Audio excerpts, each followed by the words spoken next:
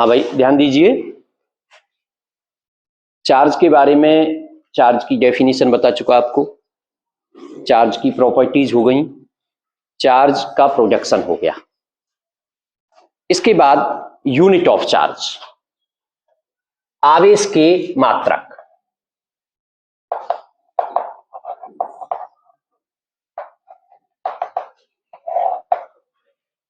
देखिए आवेश का जो एसआई मात्रक के रूप में आप लेते हैं वो तो हो गया कूलाम,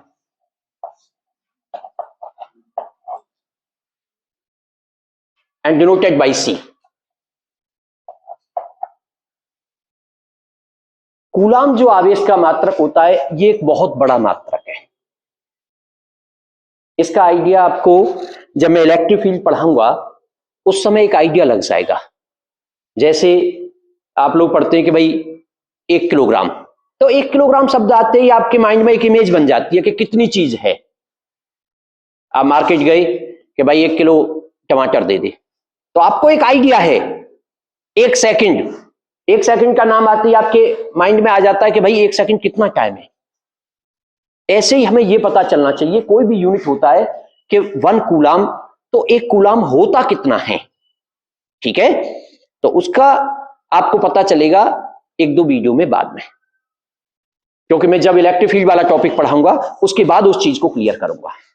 फिलहाल आप ये समझ सकते हैं कि आवेश का जो कूलाम यूनिट होता है ये एक बहुत बड़ा यूनिट है। अगर आप जानना चाहते हो उसको थोड़ा सा, तो ऐसे समझिए, देखिए कोई भी कंडक्टर होता है, कोई भी चालक होता है, उसके अंदर आवेश को स्टोर करने की क्षमता होती है। ऐसा नहीं है कि हमारा मन कर रहा है उतना आवेश हम उसको देते चले जाएं। भाई आपके पास बर्तन है, और बर्तन है 2 लीटर का, और उसमें आप दूध भर रहे हो, 2.5 लीटर दूध भर रहे हो, उसके अंदर क्या होगा, 2 लीटर के बाद फैलना शुरू। ऐसे ही हमारे पास कोई कंडक्टर है और हम उसको आवेश दे रहे हैं, और उसकी कैपेसिटी है 1 माइक्रोकूलाम की। तो 1 माइक्रोकूलाम के बाद जो आवेश जाएगा फिर वो आवेश फैलना शुरू हो जाएगा, यानी हवा में लीक होना शुरू हो जाएगा। बात समझ गए ना। ऐसा नहीं है कि भाई जितना हमारा मन करे उतना आवेश हम देते रहें। तो कुल मिलाकर के अगर हम एक ऐसा कंडक्टर लें, लगभग 52-53 मीटर रेडियस का स्फीयर हो। अब आप समझ रहे हो 52 मीटर कितना होता है, यहां से लगभग गेट हमारा 50 मीटर, 52 मीटर, ठीक है ना। और उस रेडियस का, यानी इतनी रेडियस लेकर के एक स्फीयर बनाएं तो कितना बड़ा स्फीयर बनेगा। उस स्फीयर को 1 कूलाम चार्ज दिया जा सकता है, उससे छोटी चीज को 1 कूलाम चार्ज नहीं दे सकते। बात समझ गए ना। यानी कितना बड़ा बर्तन, अगर बर्तन वाली बात की जाए तो कितना बड़ा बर्तन हो गया, कितना बड़ा एक कंडक्टर हो गया जिसको 1 कूलाम चार्ज स्टोर कर पाएगा वो। क्लियर। लेकिन वो कैसे होता है, क्यों हमने 50 मीटर या 52 मीटर या 55 मीटर का नाम हम क्यों ले रहे हैं, वो चीज आगे जब इलेक्ट्रिक फील्ड पढ़ाएंगे तो वहां पर क्लियर आपकी हो जाएगी। तो पहला यूनिट हो गया भाई चार्ज का कूलाम। अब कूलाम बहुत बड़ा यूनिट है, इसलिए आप क्या देखेंगे कि जब भी आप कोई न्यूमेरिकल देखोगे, बुक में लिखा देखोगे, तो इसके छोटे यूनिटों को लिखा हुआ देखोगे। अब छोटे यूनिटों में जैसे लिख रहा है माइक्रो कूलाम, तो 1 माइक्रो कूलाम, जहां भी माइक्रो वर्ड लग जाता है आप जान जाते हो 10⁻⁻⁶ कूलाम। आप देखोगे nano coulomb, small nc, -9 coulomb. आप देखेंगे पिको कूलाम, तो 1 पिको कूलाम 10⁻⁻12 कूलाम। या कभी कभी ऐसे भी लिख देते हैं 1 माइक्रो कूलाम। 2 बार माइक्रो का यूज करने का मतलब 10⁻⁻6 10⁻⁻6, तो फिर से कितना हो गया 10⁻⁻12 कूलाम। तो जनरली जो यूनिट आप देखेंगे आवेश के वो ये होंगे, लेकिन इनके अलावा भी आवेश के यूनिट होते हैं। इसको आप एसआई यूनिट के फॉर्मेट में ले रहे हो। अब हम अगर सीजीएस यूनिट की बात करें तो सीजीएस यूनिट जो होता है आवेश का, सीजीएस मात्रक, उसको कहते हो आप ईएसयू, इलेक्ट्रोस्टैटिक यूनिट।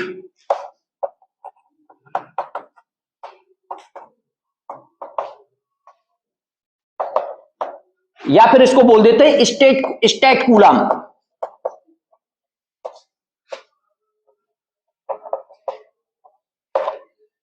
सीजीएस यूनिट, जब हम कोई यूनिट पढ़ते हैं तो फिर यह भी पता होना चाहिए भाई वो होता कितना है। तो 1 कूलाम इज इक्वल टू 3 × 10 की पावर 9 ESU। हालांकि बहुत ज्यादा यूज नहीं होता है, पर फिर भी हमें पता होना चाहिए। इसके अलावा एक और यूनिट होता है जिसे कहते हैं EMU, इलेक्ट्रोमैग्नेटिक यूनिट।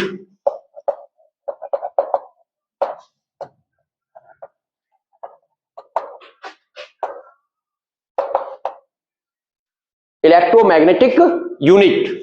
और एक EMU में क्या होता है भाई, 1 EMU इक्वल टू 10 कूलाम। और अगर आप इसको ESU में कन्वर्ट करना चाहते हो तो 10 इक्वल टू लिख सकते हैं 10, और 1 कूलाम की जगह लिख दिया 3 इंटू 10 की पावर 9 ESU। तो ये हो जाएगा फिर आपका 3 इंटू 10 की पावर 10 ESU। तो कुल मिलाकर के आप आवेश के मात्रकों के बारे में समझ गए। भाई आवेश का सबसे बड़ा मात्रक ऐसा ही मात्रक कूलाम हो गया, लेकिन ये बहुत बड़ा मात्रक होता है, इसलिए हम इसके छोटे मात्रकों का यूज करेंगे। वो आपका माइक्रो कूलाम हो गया, नैनो कूलाम हो गया, पिको कूलाम हो गया, माइक्रो कूलाम, और आपको जरूरत पड़ जाए तो मिली कूलाम भी यूज कर सकते हो, 10 की पावर माइनस के 3 कूलाम। ठीक है। और इसके अलावा CGS यूनिट हो गया आपका ESU, इलेक्ट्रोस्टैटिक यूनिट, या इसको स्टैट कूलाम बोल देते हैं। वैल्यू हो गई 3 इंटू 10 की पावर 9 ESU 1 कूलाम में। और एक EMU, इलेक्ट्रोमैग्नेटिक यूनिट, और उसकी भी वैल्यू आपको लिख रही है यहां पे। ठीक है। तो कुल मिलाकर के आवेश की मात्रकों में इतना। अब बात आती है इसके बाद कूलाम के नियम की, जो कि इस चैप्टर का बहुत इंपॉर्टेंट टॉपिक है, क्योंकि जितने भी न्यूमेरिकल हमारे बनने हैं वो कूलाम्स लॉ से बनने हैं। लेकिन कूलाम्स लॉ को शुरू करने से पहले मैं चार्ज पर जो न्यूमेरिकल बन सकते हैं पहले उस पर डिस्कस करना चाहता हूं। ठीक है, जिससे कि कोई भी छोटा क्वेश्चन बन जाए आप उसको इजीली सॉल्व कर सके। तो आवेश पर जो न्यूमेरिकल बन सकते हैं उनके लिए जो मेन है ना, वो है हमारा, जैसे आपको ध्यान हो तो मैंने पहले ही कहा था कि भाई आवेश को परिभाषित करने की बजाय उसको कैलकुलेट करने पे हमारा फोकस होना चाहिए। और वो कैलकुलेट करने के लिए फॉर्मूला होता है आपका Q equal two plus minus NE, जहां Q आवेश है, N नंबर ऑफ इलेक्ट्रॉन्स, और E इलेक्ट्रॉन का आवेश। तो E तो यहां फिक्स हो गया भाई। E की तो जो वैल्यू है आपकी 1.6 इंटू 10 की पावर माइनस के 19 कूलाम, ये E की तो वैल्यू फिक्स हो गई। अब जो इससे न्यूमेरिकल बनेंगे वो कई तरह के न्यूमेरिकल बन सकते हैं, और आप कैसे सॉल्व करेंगे अब उनको नंबर बाय नंबर आप थोड़ा सा ध्यान दीजिए। सबसे पहला, ये जो N है ना, ये आपको कंफ्यूज करेगा। भाई N को हम क्या कह रहे हैं, N क्या है यहां पे, नंबर ऑफ इलेक्ट्रॉन्स। लेकिन थोड़ा सा परेशानी क्या आएगी आपके सामने कि कौन से इलेक्ट्रॉन, ये जो इलेक्ट्रॉन होते हैं ये कौन से होते हैं, क्योंकि यहां पर हम दो तरह के इलेक्ट्रॉनों की बात करेंगे। एक तो ऐसे इलेक्ट्रॉन जिनका स्थानांतरण हुआ है, जब आपने दो बॉडी को आपस में रब किया तो रब करने पर इलेक्ट्रॉन एक बॉडी से दूसरी बॉडी पर चले गए, ट्रांसफर हो गए, तो हम उन ट्रांसफर होने वाले इलेक्ट्रॉनों की बात कर रहे हैं। और दूसरा, जो भी हमारी बॉडी है उसके अंदर टोटल इलेक्ट्रॉन कितने हैं या उनकी बात कर रहे हैं। न्यूमेरिकल दोनों तरह के आते हैं, ज्यादातर तो ट्रांसफर होने वाले इलेक्ट्रॉनों के न्यूमेरिकल पूछे जाते हैं, लेकिन कभी कभी टोटल नंबर ऑफ इलेक्ट्रॉन वाला न्यूमेरिकल भी पूछा जाता है। तो मैं दोनों तरह के एग्जांपल लेकर के आपको समझा देता हूं, जिससे कि आपका कॉन्सेप्ट एकदम क्लियर हो जाए। तो सबसे पहला पॉइंट, हम बात कर रहे हैं नंबर ऑफ ट्रांसफर इलेक्ट्रॉन को लेकर के। मान लीजिए ऐसे क्वेश्चन आ जाए कोई कि एक बॉडी है और उस पर माइनस का 9.6 इंटू 10 की पावर माइनस के 18 कूलाम चार्ज है। ये एग्जांपल है आपका, किसी बॉडी पर इतना आवेश है। अब वो तुमसे पूछना चाह रहा है कि बताइए उस बॉडी पर कितने इलेक्ट्रॉन एक्सिस में है या फिर इलेक्ट्रॉनों की डेफिशिएंसी है, यानी कितने इलेक्ट्रॉनों की अधिकता है या फिर इलेक्ट्रॉनों की कमी है। देखिए न्यूमेरिकल जब भी आएगा आपको दो चीजों पे पूछ सकता है, एक तो n की वैल्यू निकालने पर और एक q की वैल्यू निकालने पर। e हमारा कांस्टेंट है, इसका मतलब अगर q गिवन है तो n पूछेगा और n गिवन है तो q पूछेगा। सिंपल सी बात है, बहुत सिंपल सी बात है, ठीक है ना। तो अब हमारा यहां पे क्या गिवन है, q गिवन है। अब Q हमारे पास गिवन है और वो भी माइनस में, ये आप पहले ही समझ चुके हैं। अगर माइनस का चार्ज आ रहा है बॉडी पर, इसका मतलब उस पर इलेक्ट्रॉनों की क्या हो गई है, अधिकता। तो अगर वो ये पूछे इलेक्ट्रॉनों की अधिकता है कि कमी है, तो वो तो आप आवेश को देख करके ही बता दोगे। अगर माइनस में है तो इलेक्ट्रॉन अधिक है, और अगर प्लस में है तो इलेक्ट्रॉनों की कमी है। तो वो तो कॉन्सेप्ट आपका क्लियर। अब बात आती है एन की वैल्यू निकालने की, नंबर ऑफ इलेक्ट्रॉन्स निकालने की। तो क्यू की वैल्यू ये हो गई, फॉर्मूला होता है आपका Q is equal to N E. तो एन इज इक्वल टू लगा दोगे क्यू अपॉन ई। क्यू की वैल्यू आपने लगा दी 9.6 इंटू 10 की पावर माइनस के अपॉन 1.6 इंटू 10 की पावर माइनस के 19। आप इसे सॉल्व करेंगे, डेसिमल से डेसिमल कैंसिल आउट हो गया, ये ऊपर जाएगा पावर प्लस की एक बचेगी, तो ये हो गया 960/16 और 16 के 96, ये आ गए 60 इलेक्ट्रॉन। यानी इस बॉडी पर 60 इलेक्ट्रॉनों की क्या है, अधिकता। क्लियर। तो एक तो इस तरह का क्वेश्चन होगा। अगर उसमें ये चार्ज पॉजिटिव होता तो उतने इलेक्ट्रॉनों की क्या हो जाती है, कमी हो जाती है। पहले टाइप का क्वेश्चन समझ में आ गया। दूसरे टाइप का क्वेश्चन, मान लीजिए अब वो आपसे कह रहा है कि एक बॉडी है और उस बॉडी पर 50 इलेक्ट्रॉनों की कमी है, तो बताइए उस पर कितना आवेश होगा। क्वेश्चन समझिए, 50 इलेक्ट्रॉनों की कमी है, तो इलेक्ट्रॉनों की कमी का मतलब पहली बात आवेश कैसा होगा, प्लस का। क्लियर। तो 50 इलेक्ट्रॉनों की कमी है, इसका मतलब एन की वैल्यू कितनी हो गई, 50, और पूछ रहा है आवेश, तो Q is equal to N E. तो 50 इंटू 1.6 इंटू 10 की पावर माइनस के 19, और आंसर आ जाएगा आपका कूलम में। बताइए क्लियर हुआ कि नहीं। तो दूसरे तरह का क्वेश्चन अब तक, यानी जहां बात आएगी स्थानांतरण के आवेश की, स्थानांतरण होने वाले इलेक्ट्रॉन्स की, वो क्वेश्चन आपका आसान है। उस न्यूमेरिकल को सॉल्व करने में कोई प्रॉब्लम नहीं है, केवल Q is equal to N E में एन लगा दोगे तो Q आ जाएगा, और Q दे रखा है तो एन आ जाएगा। लेकिन थोड़ी सी प्रॉब्लम क्या होती है, वो मैं एक टॉपिक लेके आपको बताता हूं।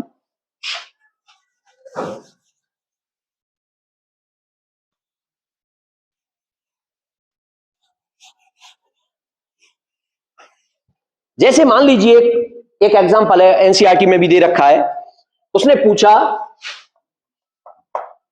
1 कप पानी है और उसके अंदर पूछना चाह रहा है कि कुल आवेश, कुल धनात्मक आवेश और कुल ऋणात्मक आवेश, 3 चीजें पूछ सकता है आपसे। यानी आपसे पूछ रहा है 1 कप वाटर में, पहला पूछ रहा है टोटल चार्ज, कुल आवेश कितना होगा। दूसरा पूछ रहा है टोटल पॉजिटिव चार्ज, ये कितना होगा। और तीसरा पूछ रहा है टोटल नेगेटिव,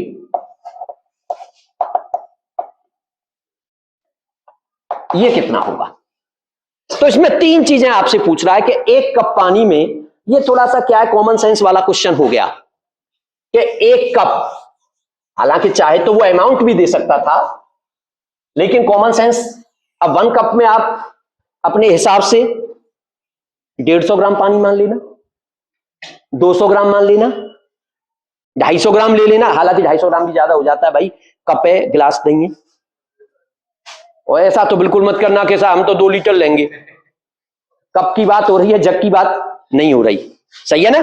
तो अपने कॉमन सेंस से ऐसी संख्या ले लेना जो कैलकुलेशन में भी आसान रहे। हालांकि 150 ग्राम 200 ग्राम दोनों ही कैलकुलेशन में इजी रहेंगे, कोई प्रॉब्लम नहीं है। तो 1 कप वाटर का मतलब हम उसको अपने मान के चलेंगे भाई 200 ग्राम पानी की बात की जा रही है। सही है। मान लीजिए ये कोई कप है और इसके अंदर पानी भरा हुआ है, तो वास्तव में कोई भी मैटर है, चाहे वो लिक्विड फॉर्म में हो, सॉलिड फॉर्म में हो, वो किससे मिलकर के बना होता है, वो परमाणुओं से मिलकर के बना होता है। तो भाई ये पानी है, पानी का अगर आप बात करोगे रासायनिक सूत्र की तो H2O, और ये हो गए उसके परमाणु। लेकिन आप पहले पढ़ चुके हो इस बात को कि कोई भी परमाणु उदासीन होता है। किसी भी परमाणु के अंदर जितने प्रोटॉन है उतने ही इलेक्ट्रॉन होते हैं। इसका मतलब एक परमाणु के अंदर टोटल चार्ज 0।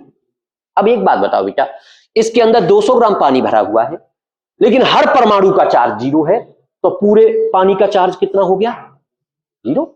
तो पहले क्वेश्चन का आंसर आपका सिंपल ही आ गया, इज इक्वल टू 0। उसको तो सॉल्व करने की जरूरत नहीं, बहुत ज्यादा सोचने की भी जरूरत नहीं, क्योंकि आप जानते हो भाई परमाणु तो उदासीन होता है और ये चीज परमाणुओं से मिलकर बनी हुई है, इसका मतलब टोटल चार्ज 0। लेकिन अब जो दूसरा क्वेश्चन है वो इसमें पूछना चाह रहा है टोटल पॉजिटिव चार्ज, और तीसरा टोटल नेगेटिव चार्ज। यहां थोड़ा सा हमें ध्यान देना है। अब यहां इलेक्ट्रॉन जो ट्रांसफर वाले में बात करते थे वो चीज नहीं है। अब जो हमें बात करनी है वो क्या है कि भाई यहां तो टोटल नंबर ऑफ इलेक्ट्रॉन निकालने पड़ेंगे, क्योंकि इसके अंदर जो टोटल पॉजिटिव चार्ज होगा वो तो प्रोटॉनों की वजह से होगा, और टोटल नेगेटिव चार्ज जो होगा वो टोटल इलेक्ट्रॉनों की वजह से होगा। इसका मतलब अब हमें कैलकुलेट करना पड़ेगा टोटल नंबर ऑफ इलेक्ट्रॉन्स। यानी अगर हमने इसमें निकाल दिया टोटल नंबर ऑफ इलेक्ट्रॉन्स तो हमारा काम चल जाएगा, या फिर पॉजिटिव के लिए टोटल नंबर ऑफ प्रोटॉन्स। लेकिन परेशान होने की इसलिए जरूरत नहीं है, जितने इलेक्ट्रॉन होंगे उतने ही, तो केवल एक चीज निकाल लें।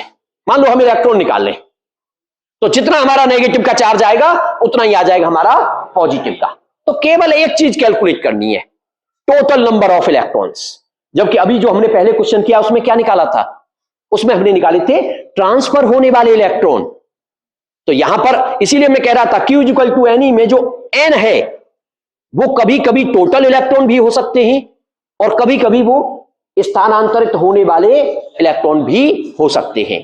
तो क्वेश्चनों से तुम समझ गए होंगे कि कब क्या होगा, वो तो लैंग्वेज जैसी आएगी आप उस तरह का क्वेश्चन सॉल्व कर दोगे।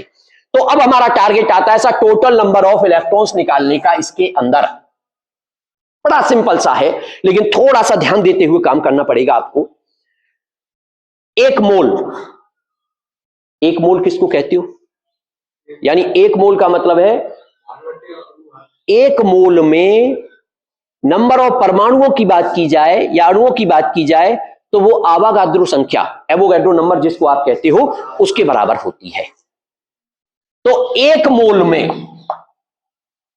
मोल में जो परमाणु है वो कितने? 6.023 इंटू 10 की पावर 20, या इतने प्लेस तक ही ले लो, बस कैलकुलेशन थोड़ी आसान हो जाएगी। 6.02 इंटू 10 की पावर 23, इतने परमाणु हैं एक मोल में। इसका मतलब यह हुआ भाई परमाणु मैंने बना लिए, ठीक है।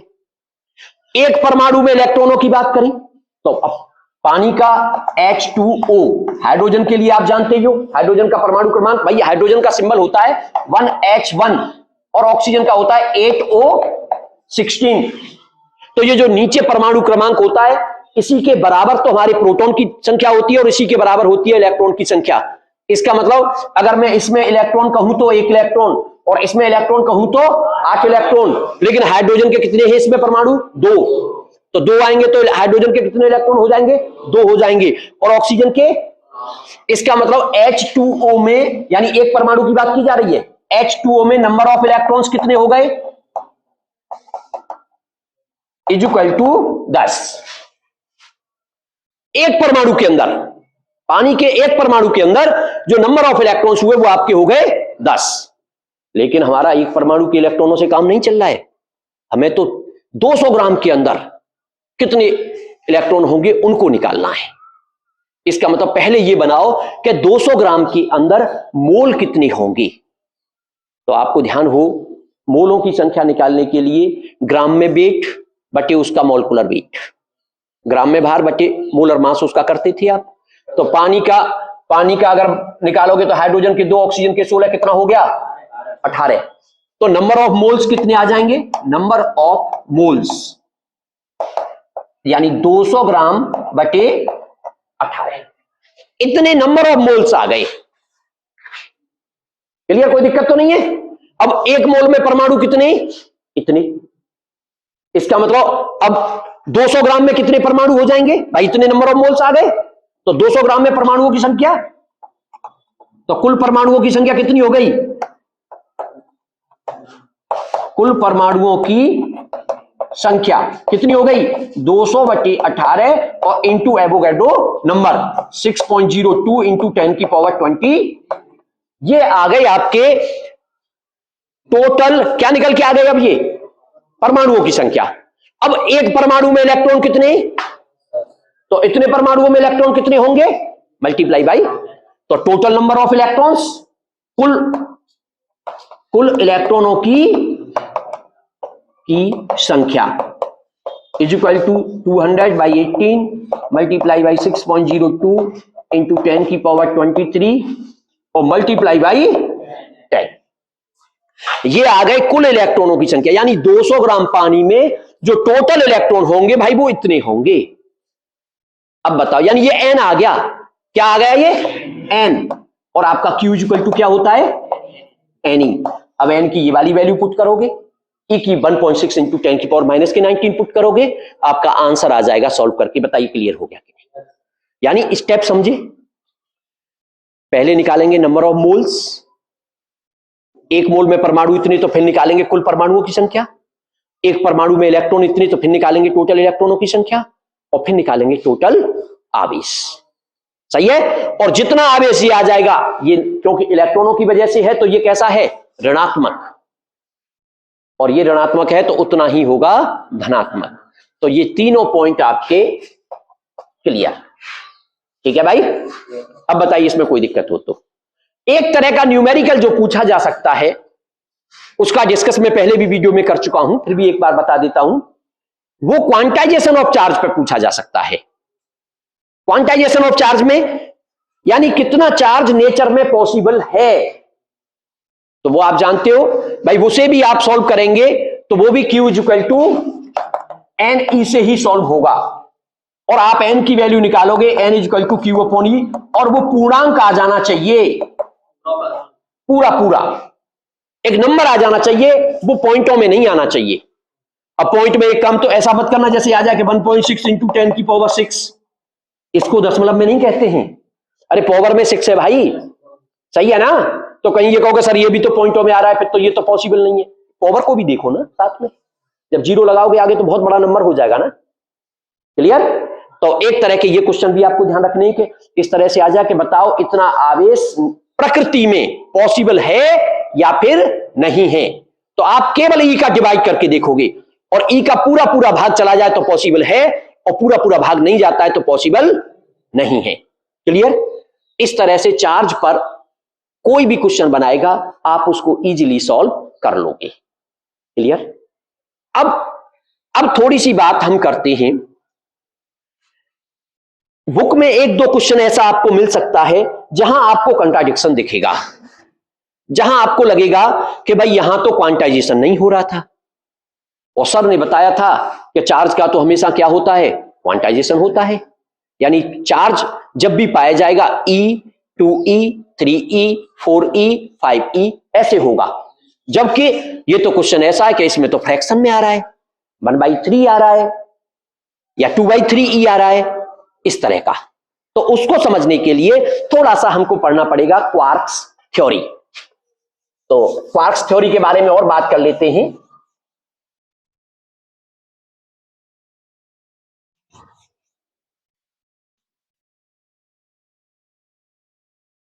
देखिए जो क्वार्क्स पार्टिकल होते हैं ये ऐसे एलिमेंट्री पार्टिकल हैं जिनसे मिलकर के प्रोटॉन न्यूट्रॉन वगैरह ये पार्टिकल्स आपके बनते हैं, तो उसी को क्वार्क्स थ्योरी आप कह रही हो।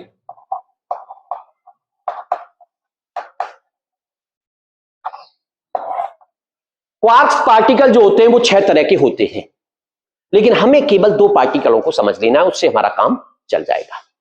और वो क्वार्क्स पार्टिकल पहला है आपका अप क्वार्क, और दूसरा है डाउन।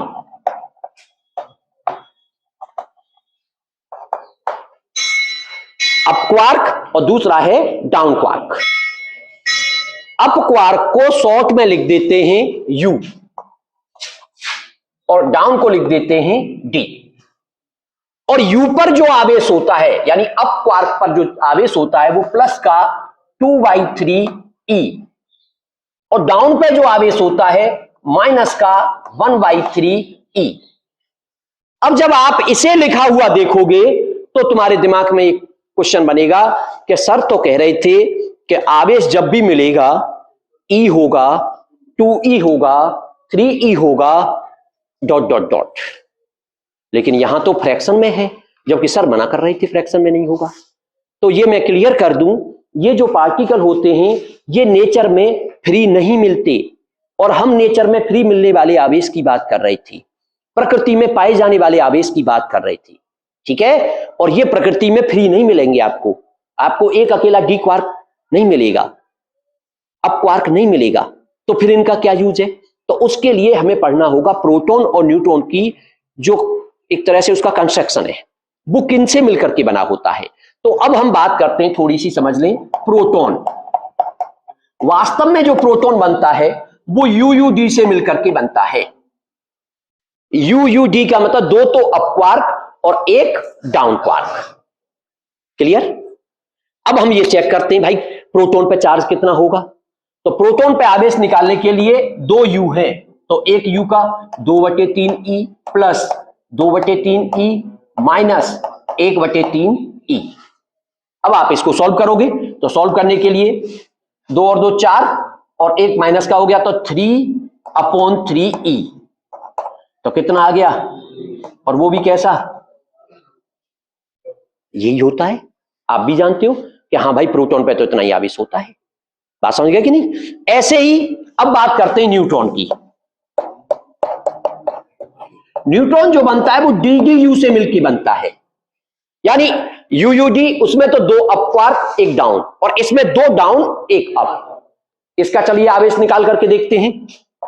माइनस का 1/3E, माइनस का 1/3E और प्लस का 2/3E। आप सॉल्व करोगे भाई, क्या देख रहे हो? 2 और माइनस के भी 2, कितना आ गया? और आप जानते हो कि भाई न्यूट्रॉन पे कोई आवेश नहीं होता। तो कुल मिलाकर के आवेश का क्वांटाइजेशन होता है, आवेश जहां भी पाया जाएगा वो E, 2E, 3E, 4E होगा। ये जो चीज है क्वार्क्स पार्टिकल, ये फ्री नहीं होते हैं, इसलिए इन पे चार्ज इस तरह से होता है, ठीक है। एक चीज और, यहां पे थोड़ा सा डाउन क्वार्क जो होता है ना, ये थोड़ा हैवी होता है अप क्वार्क से, इसीलिए आपने देखा होगा न्यूट्रॉन का जो मास है वो थोड़ा सा प्रोटॉन से ज्यादा होता है, क्योंकि न्यूट्रॉन में दो डाउन है और इसमें एक डाउन है।